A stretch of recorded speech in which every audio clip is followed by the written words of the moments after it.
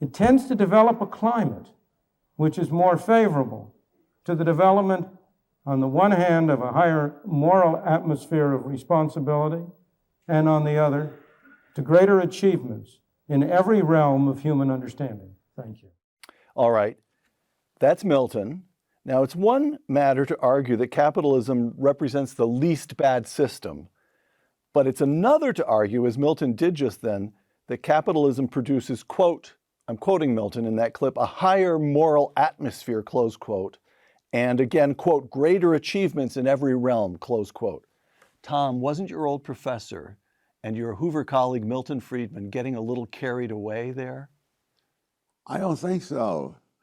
But if he was, it was the way to answer would be to put forth opposite evidence to what he's saying, and that's what doesn't happen. That is, a lot of what is called education is really indoctrination, and so it's not a question of whether I happen to agree with Milton Friedman or anyone else who's watching.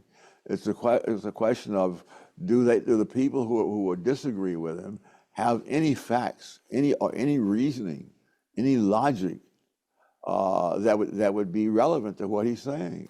And all too often, it's not true. They don't.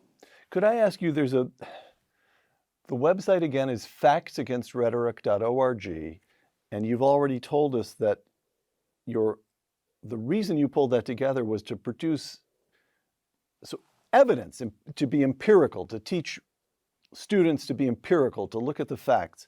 On the other hand, from this passage I just quoted, from Basic Economics, your book, empirical questions are the questions that must be asked if we are truly interested in the well-being of others. And then Milton just said in that clip that capitalism produces a higher moral atmosphere.